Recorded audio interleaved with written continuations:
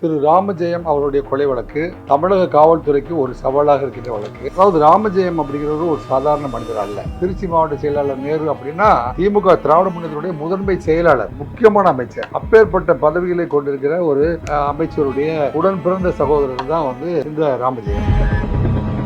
அதிகாலையில் 4:30 to 6 ஒரு மனிதனை கடத்திட்டு போயிருக்காங்க. கொள்ளிடம் ஆறு இந்த பக்கம் ஓடும், காவிரி ஆறு அந்த பக்கம் ஓடும். இது நடுவில் இருக்கிற நிலப்பரப்பு தான் ஸ்ரீரங்கம்ல இருந்து கல்லணை வரைக்கும் போற தீவு பகுதி. இந்த தீவு பகுதியில 10 கிலோமீட்டருக்கு அந்த பக்கம் அவர் பாடி இருந்த இடத்தை நான் போய் பார்த்தேன்.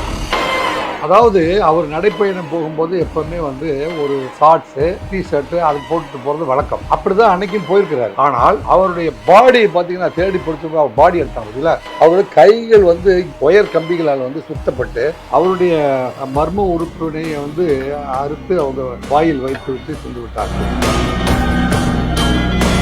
இப்போ இவ்வளோ சக்ஸஸ்ஃபுல்லாக நம்ம தமிழ்நாடு போலீஸ் இருந்துமே 2012 நடந்த ஒரு விஷயத்தை இன்னும் கண்டுபிடிக்க முடியல இல்லையா சார்? தமிழ்நாட்டில் சுமார் 1000 பேரை விசாரிச்சது ஒரே வழக்கு தான். கொலை பண்ண வந்தவங்க ஒரு ப்ரொஃபஷனல் டீம். நீண்ட நெடிய விசாரணைக்கு பிறகு கிடைத்தது ஒரே ஒரு தடயம். ஆம்புலன்ஸ் வந்துட்டு போனதா ஒரு தகவலும் அவங்களுக்கு கிடைக்குது. அந்த ஆம்புலன்ஸுடைய ஆபரேட்டர் பிரபாகரன் ஒரு குரூப் அப்படின்னு அவரை மாடல் பண்ணி அப்துல் பசீர், கல்லணை ரம்யா ராஜேஷ் இவங்க எல்லாம் யாருக்கு வேண்டியவர், எதற்காக ஆம்புலன்ஸ் ஆபரேட்டர் பிரபாகரனை கொலை செய்தார்.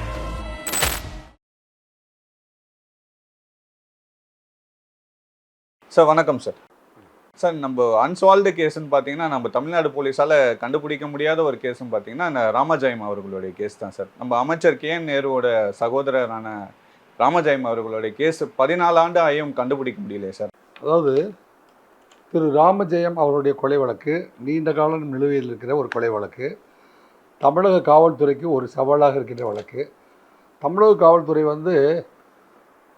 உங்களுக்கு லண்டன் காவல்துறைக்கு இணையானவர்கள் அப்படிங்கிற பெயரோடு கடந்த 75 ஆண்டுகளாக நடைப்பயணம் பெற்று வருகின்ற சூழ்நிலையில் அன்சால்வ்டு கேஸுன்னு நீங்கள் ஒரு வார்த்தை கேட்டீங்க பார்த்தீங்களா, காவல்துறையை சேர்ந்தவன் அப்படிங்கிற முறையில் எனக்கே அது ஒரு மனக்கலக்கத்தை ஏற்படுத்துகிற ஒரு செய்தியாக தான் அது இருக்குது. அதாவது ராமஜெயம் அப்படிங்கிறவர் ஒரு சாதாரண மனிதர் அல்ல. அவர் திருச்சி மாவட்டத்தினுடைய மிக முக்கியமான அரசியல்வாதி திரு நேரு. அவருடைய சீனியர் மாவட்ட, நாங்களாம் சின்ன பையனாக இருக்கிற காலத்தில் திருச்சி மாவட்ட செயலாளர் நேரு அப்படின்னா அவர் மிகப்பெரிய ஆளுமை அப்படின்னு நாங்களாம் கருதி வளர்ந்து வந்த ஒரு காலகட்டம் உண்டு. திமுக திராவிட முன்னேற்றத்துடைய முதன்மை செயலாளர் இப்போது தற்போதைய நிர்வாகத்துறை, இப்போது உள்ளாட்சி நிர்வாகத்துறையுடைய அமைச்சர், முக்கியமான அமைச்சர். அப்பேற்பட்ட பதவிகளை கொண்டிருக்கிற ஒரு அமைச்சருடைய உடன் பிறந்த சகோதரர் தான் இந்த ராமஜெயம். 2012 வருடம் பார்த்திங்கன்னா 29/3/2012 காலையில் ஒரு 4:30-6 மணிக்கெலாம் அவர் வாக்கிங் போகிற பழக்கம் இருக்கிறது. அவர் வாக்கிங் போகிறாரு. ஸோ ராமஜெயத்தை பொறுத்த வரைக்கும் திரு நேரு அவர்களுடைய அரசியல் வாரிசு. அப்புறம் நேரு அவர்களுடைய ஃபீல்டு ஆஃபீஸர், அவருடைய நேரடி ஃபீல்டு ஆஃபீஸர். அரசியலும் போலவையும் பார்த்துக்கொண்டு அவர் கோல் இறக்குமதி, வாகன விற்பனை மற்றும் நில விற்பனை போன்ற பல்வேறு தொழில்களில் ரொம்ப சக்ஸஸாக சொல்லலாம். நேருக்கு எவ்வளவு மரியாதை அரசியலில் இருக்கிறதோ அந்த அளவுக்கு திருச்சியிலும் திருச்சி மாவட்டத்திலும் அவருக்கு தொழிலதிபர்கள் மத்தியிலும் சரி, அரசியல்வாதிகள் மத்தியிலும் சரி அவர் தொடர்பு. அவர் இந்தோனேசிய நாடுகளிலிருந்து கோல் இறக்குமதி பண்ணுற அளவுக்கு அவர் தொழிலில் வளமை பெற்றிருந்தார் அப்படிங்கிறது கூட உங்களுக்கு தெரிஞ்சிருக்குன்னு நினைக்கிறேன். ஸோ அந்தளவுக்கு ஒரு விவரமான ஒரு நீண்ட பட்டியல் நண்பர்கள் கொண்டவரும் கூட.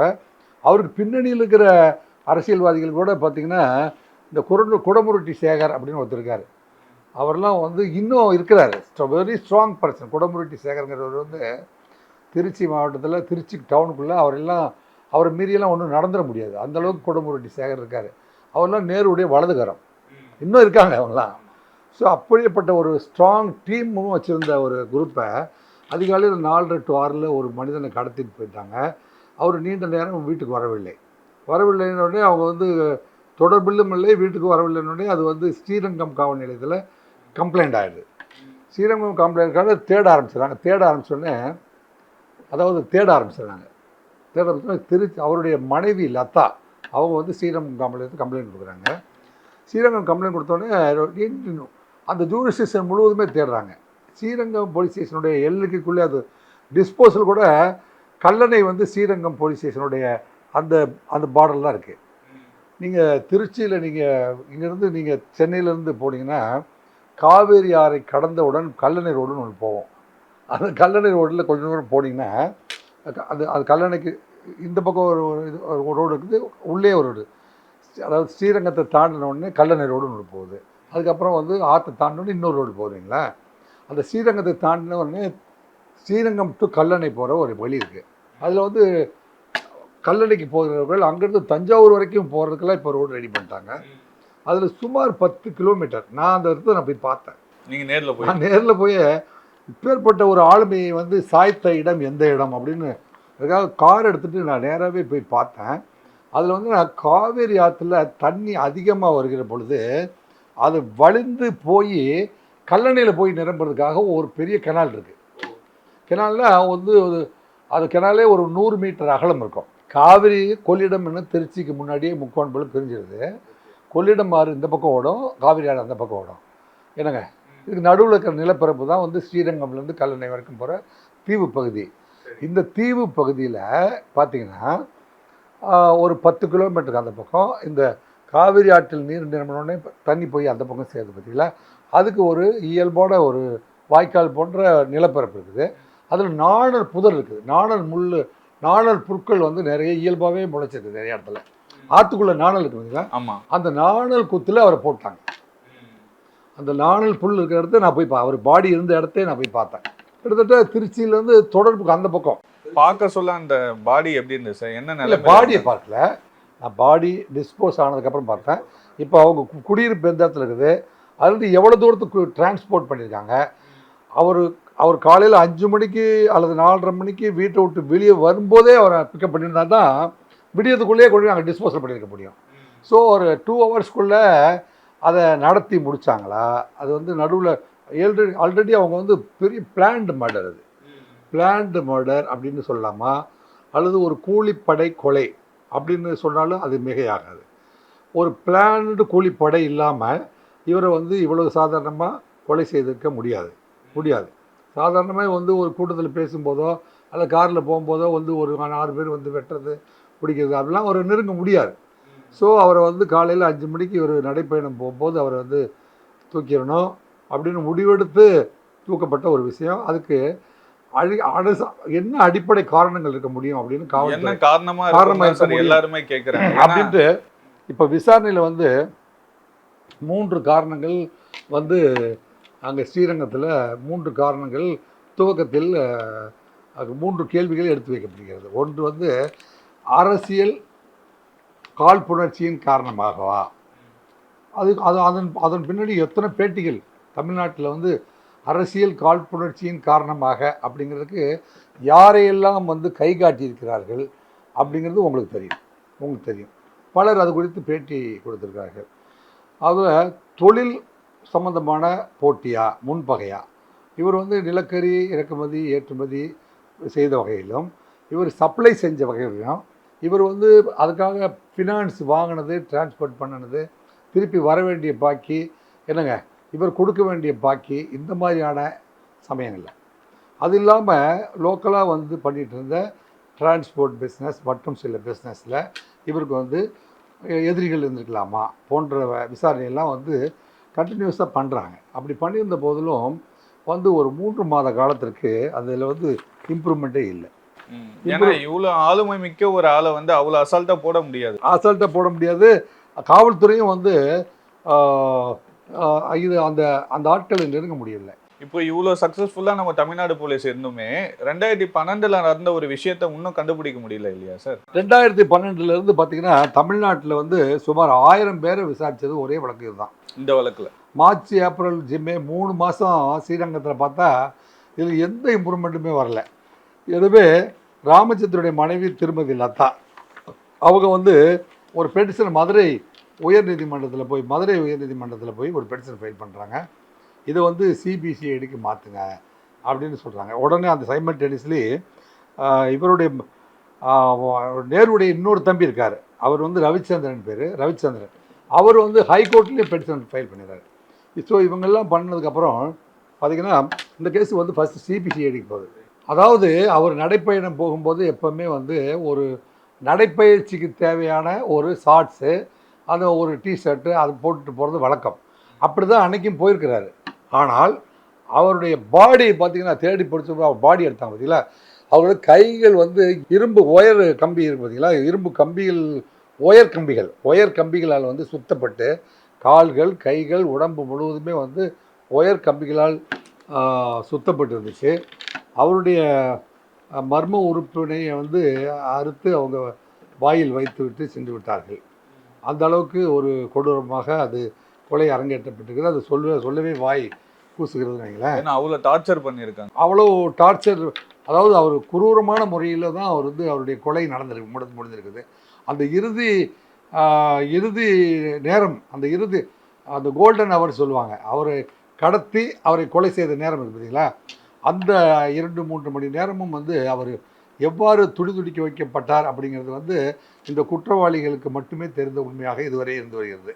ஆனால் அந்த போஸ்ட்மார்ட்டம் பண்ணவங்க இவங்க வந்து இந்த நிலையில் வந்து கைகள் வந்து இருக்க கட்டப்பட்டு அவர் வந்து அசைய முடியாத ஒரு சூழ்நிலையில் கொண்டு வந்து அவரை போட்டிருக்காங்க.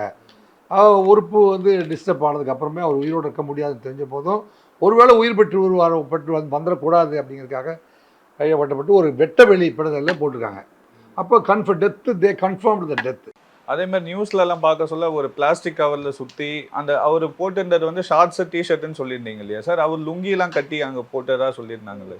அவர் போட்டுட்டு அவர் வீட்டிலேருந்து புறப்படும் போது போட்டு அணிந்து சென்ற வீட்டிலிருந்து அவர் புறப்படும் போது அணிந்து சென்ற உடையில் அவர் வந்து பாடி இல்லை, பாடியில் வந்து வேறு உடைகள் வந்து, அந்த உடைகள் ஏதாவது வந்து டோபி மார்க்கு அல்லது வந்து இந்த ஊரில் நெய்யப்பட்ட லுங்கி அது மாதிரி அடையாளங்கள் ஏதாவது கண்டெடுக்க முடியாமல் அது இல்லாமல் போயிடுச்சு. அதான் இப்போ அந்த காலத்தில் வந்து டோபி மார்க்ஸ்னு ஒன்று இருக்கும். அப்புறம் வந்து இந்த பேட்டர்ன் ஆஃப் லுங்கினா இந்த ஊரில் தான் வாங்குவாங்க. இப்போ எல்லா பேட்டர்னையும் எல்லா கம்பெனியும் இப்போ ஒரே பேட்டர்ன் கம்பெனியில் வந்து எல்லாமே போடுறாங்க. அதனால் வந்து இந்த லுங்கியும் இதெல்லாம் வச்சு கண்டுபிடிக்க முடியல. கொலை பண்ண வந்தவங்க வந்து ஒரு ப்ரொஃபஷனல் டீம். சாதாரணமாக தடயங்கள் எதையுமே அவங்க வந்து விட்டு செல்லவில்லை. ஒரு தடயம் கூட வந்து எதிரிகளை கண்டறியும் அளவுக்கான தடயம் அது இல்லை. இதில் தடயம் அப்படின்னு ஒரு தடயம் இருந்ததாக சொல்லப்படுது. அந்த தடயம் என்னவென்றால், ஒரு ஆம்புலன்ஸ் வந்து இந்த பக்கமாக வந்துட்டு போனதா ஒரு தகவல், ஒரு தடயம் இருக்குது. ஒரே ஒரு தடயம் திருச்சி ராமஜெயம் வழக்கில் வந்து அவர்களுக்கு நீண்ட நெடிய விசாரணைக்கு பிறகு கிடைத்தது ஒரே ஒரு தடயம். அந்த தடயம் இது வந்து பாடி வந்து நீளமாக இருந்துச்சு. ஏன்னா கடத்தி மடித்து உட்கார்ந்த நிலையில் இல்லை, பாடி வந்து எல்லா உடம்புலும் கட்டப்பட்டு பிளாஸ்டிக் பையில் வச்சபோது அவர் வந்து நீட்டமாகவே வச்சுருக்கார். அப்போ நீட்டமாக வச்சுருந்ததுன்னா சின்ன கார்களுக்குள்ளே வச்சு கொண்டு போக முடியாது. ஒரு ஆம்புலன்ஸ் போன்ற வாகனம் தான் வந்து கண்டிப்பாக வந்து வாகனத்தில் ஆம்புலன்ஸ் மாதிரி கொண்டு வந்து அதை வந்து அந்த இடத்துல கிடத்திட்டு போயிருக்க முடியும் அப்படின்னு வந்து போலீஸ் நினச்சிட்டு இந்த பக்கம் ஒரு ஆம்புலன்ஸ் வந்துட்டு போனதா ஒரு தகவலும் அவங்களுக்கு கிடைக்குது. அப்படி கிடைக்கிற பொழுது அந்த ஆம்புலன்ஸுடைய ஆப்ரேட்டர்ஸ் யார் அப்படின்னு பார்க்குறாங்க. அப்போ வந்து பிரபு என்கின்ற பிரபாகரன், இவர் வந்து ஒரு பழைய கார்களை வாங்கி விற்பனை செய்கின்ற ஒரு நபர். அதுவும் மட்டும் அல்லாமல் அவர் வந்து ஆம்புலன்ஸ் சர்வீஸும் வச்சு நடத்துகிறார். பாடி டிஸ்போசல் பண்ணுறது இல்லைங்க. இப்போ வந்து இந்த சொர்க்கரதம் அப்படின்னு சொல்லிட்டு ஒரு வண்டி அனுப்புகிறாங்க, அல்லது வந்து ப்ரைவேட் ஆம்புலன்ஸ்னு சொல்கிறாங்க பார்த்தீங்களா. ஒருத்தர் உடம்பு சரியில்லாமல் வந்து ஹாஸ்பிட்டலில் இருந்துட்டால் சில நேரத்தில் அரசு வாகனத்தில் பாடி போய் சேரும், சில நேரத்தில் அரசு வாகனம் கிடைக்கலன்னா அது வந்து ப்ரைவேட்டில் இருக்கிற, அது வந்து கீழ்ப்பாக்கத்தில் பார்த்திங்கன்னா மாதா அப்படின்னு போட்டு ஏகப்பட்ட வண்டிகள் நிறுத்தப்பட்டிருக்கு பாருங்கள். அந்த மாதிரியான ஒரு வாகனத்தில் அவருடைய பாடி அங்கே கொண்டு போய் கிடத்தப்பட்டிருக்கலாம், இது வந்து இவருடைய வாகனமாக இருக்கலாம் அப்படின்னு பிரபா என்கின்ற பிரபாகரனை அழைச்சிட்டு போய் விசாரிக்கிறாங்க. அந்த பிரபா என்கின்ற பிரபாகரன் என்ன செய்கிறாருன்னா, எனக்கு தெரிஞ்சு நான் வந்து யாருக்கும் அப்படி ஒரு வாடகைக்கு கொடுக்கல, எனக்கு அதில் இன்வால்மெண்ட் இல்லைன்னு வந்து உறுதியாக சொல்கிறாரு. சொல்லிவிட்டு அப்போ நீங்கள் வந்து புதன்கிழமை அன்றைக்கு மறுபடியும் ஆஜராகணும் அப்படின்ட்டு, அப்போ பிரிலிமினரியாக புதன்கிழமைக்கு ஆஜராகணும், திங்கக்கிழமை அன்னைக்கு அனுப்புகிறாங்க. அவர் வந்து செவ்வாய்க்கிழமை அன்னைக்கு காந்தி சிலை பக்கத்தில் அந்த மருத்துவமனைக்கு எதிரில் வந்து அவர் காரில் உட்காந்துருக்காரு, ஒரு குரூப் ஆஃப் பீப்புள் வந்து அவரை மர்டர் பண்ணிடுறாங்க. அவரும் மர்டர் பண்ணுறாங்க. அவர் தான் ஒரே ஒரு சாட்சியாய் கிடைக்க வாய்ப்புள்ளது என்று தெரிந்த ஒரு நபரையும் வந்து அவர் என்ன செஞ்சிடறாங்க, அவர் கதையை முடித்து விடுறாங்க. அதில் வந்து 449 அண்ட் 302 ஐபிசியில் வந்து எதிரிகள் மீது வழக்கு பதிவு செய்யப்பட்டது. அந்த வழக்கில் வந்து பார்த்திங்கன்னா திருச்சியை சேர்ந்த பொன்மலையை சேர்ந்த ரியாஸ், அப்துல் கபூர் பசீர், அரியமங்கலம், கல்லணை ராஜேஷ் ஆகிய 3 பேர்த்தையும் வந்து அந்த வழக்கில் கைது செய்கிறாங்க. அவங்கள கேட்டால் எங்களுக்கும் அவனுக்கும் முன்பகை இருந்துச்சு, அதுக்காகத்தான் கொலை செய்ய முடியல, வேறு எதுவும் எங்களுக்கு தெரியாது சொல்லிட்டாங்க. இப்போ இந்த ரியாஸு, அப்துல் பசீர், கல்லணை ராஜேஷ் இவங்கெல்லாம் வந்து யாருக்கு வேண்டியவர்கள்? எதற்காக வந்து ஆம்புலன்ஸ் ஆப்ரேட்டர் பிரபாகரனை கொலை செய்தார்கள்? அதுவும் இவ்வளோ நாள் இல்லாமல் போலீஸ் விசாரிச்ச மறுநாள் விசாரிச்சு புதன்கிழமை வரணும்னு சொல்லியிருக்கிற நிலையில் பிரபாகரன் இல்லாமல் போனது எதனால் அப்படிங்கிறத கொஞ்சம் நீங்கள் விசாரிக்க இல்லையா? கண்டிப்பாக சார் விசாரிங்க, அப்படிங்கிறத விசாரிக்க வேண்டியிருக்கு. இது இல்லாமல் இந்த வழக்கை வந்து கைதேர்ந்த அதிகாரிகள் பார்த்திங்கன்னா திரு சகில் அக்தர் ஐபிஎஸ் வந்து ஒரு நேர்மையான அதிகாரி, அவரையும் வந்து டெப்யூட்டி கமிஷனர் ஜெயக்குமார் அவரும் வந்து இங்கே சென்னையில் இருக்கும்போது பல கொள்ளை வழக்குகளுக்கு விடை கண்டவர். இவங்களை வச்சு ஒரு சிறப்பு புலனாய்வு குழு ஏற்பாடு செஞ்சு எதிரிகளை வந்து நாங்கள் நெருங்கிவிட்டோம் அப்படின்னு சொல்லிட்டு எதிரிகள் வந்து பார்த்திங்கன்னா சாமி ரவி என்கின்ற ரவிக்குமார், திண்டுக்கல் மோகன்ராம், நரைமுடி கணேசன் என்கின்ற கணேசன், மாரிமுத்து, சீர்காழி சத்யா, தினேஷ்குமார், திலீப் என்கின்ற லட்சுமி நாராயணன், தென்கோவன், சண்முகம், ராஜகுமார், சிவா என்கின்ற குணசேகரன், சுரேந்தர், கலைவாணன் ஆகிய 12 பேரை வந்து சஸ்பெண்ட் பண்ணுறாங்க. இறுதியாக இந்த 12 டீமில் ஏதாவது ஒரு டீம் வந்து இது வந்து இன்ட்ராக்ட் ஆகிருக்க முடியும் அப்படின்னு சொல்லிட்டு இவங்க 12 பேருக்கும் உண்மை கண்டறியும் சோதனை அப்படின்ட்டு அதுக்கான எக்யூப்மெண்ட்லாம் கொண்டு வந்து இதில் வந்து பார்த்திங்கன்னா ஹிப்னாட்டிசம் செய்து அவருடைய மனநிலையிலிருந்து உண்மையை மட்டுமே வரவழைக்கக்கூடிய அந்த அளவுக்கு போன ஒரு விசாரணை அப்படின்னு சொன்னால் அது ராமஜெயம் கொலை வழக்கு. அவங்கள வந்து எந்த சூழ்நிலையையும் மனசில் கொள்ளாமல் ராமஜெயம் கொலை செய்யப்பட்டிருக்கிறார், அதற்காக நீங்கள் அழைக்கப்பட்டிருக்கிறீர்கள், ராமஜெயம் கொலைக்கும் உங்களுக்கு என்ன தொடர்பு, அப்படியே வந்து அவங்கள வந்து ஹிப்னாட்டிஸ் பண்ணிடுவாங்க.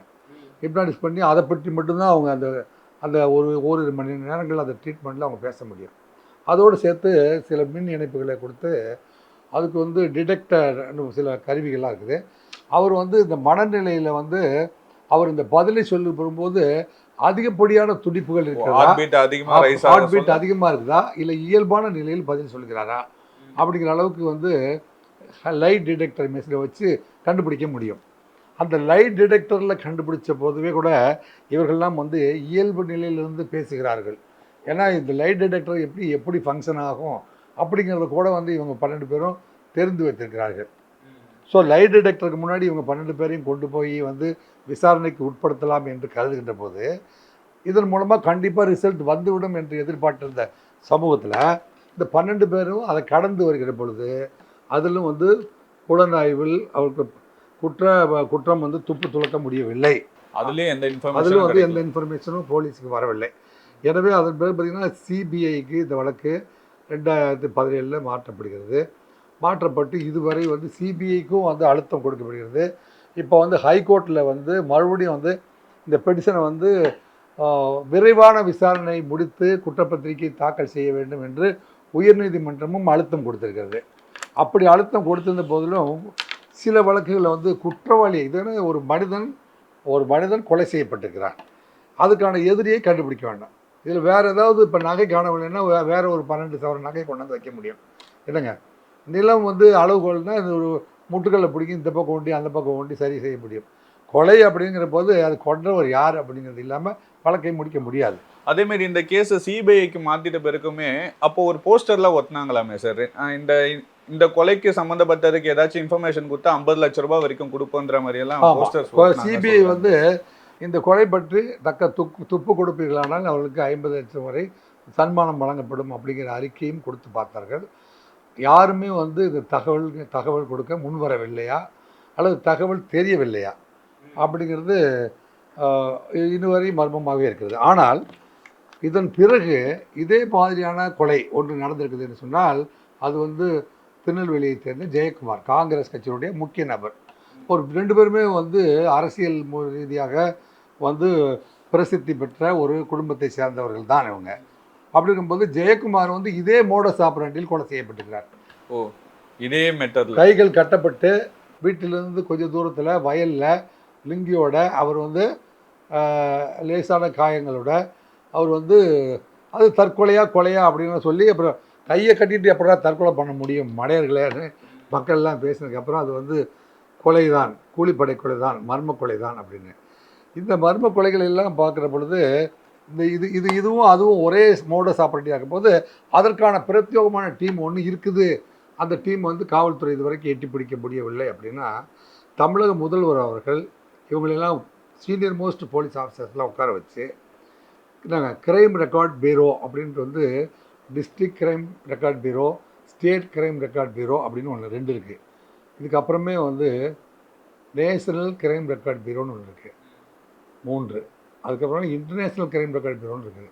இதில் இதே மாதிரியான மோடஸ் ஆபரண்டி கொலை செய்தது எந்த ஏஜென்சி என்பதை வந்து கண்டறிந்து அந்த திசையில் திருப்பிவிட்டால் இந்த வழக்கை விசாரிக்க முடியும். இதை வந்து இதுக்கு மேலே நம்ம பேச தயாராக இல்லை. ஏனென்றால் அந்த ஏஜென்சியில் நாம் இல்லாத காரணத்தினால் இதை பற்றி இன்னும் பல்வேறு தகவல்கள் இருந்த போதிலும் நாம் அதை சொல்ல வேண்டிய அவசியம் இல்லை. எனக்கு வந்து இப்போ நீங்கள் ஒரு 3 ரீசன் சொல்லியிருந்தீங்களா சார்? இப்போ வந்து அமைச்சர் துரைமுருகன் அவர்கள் கூட சொல்லியிருந்தாரு இது ஒரு பொலிட்டிக்கல் மர்டர் அப்படின்ற மாதிரிலாம் ஒரு ஸ்பீச்சில் சொல்லியிருந்தாரு. இப்போ என்ன ரீசனுக்காக இவரை கொலை பண்ணியிருப்பாங்கன்னு நீங்கள் நினைக்கிறீங்க சார்? இது வந்து காவல்துறை கையில் விட்டுவிடுவது தான் சரி என்பது என்னுடைய கருத்து.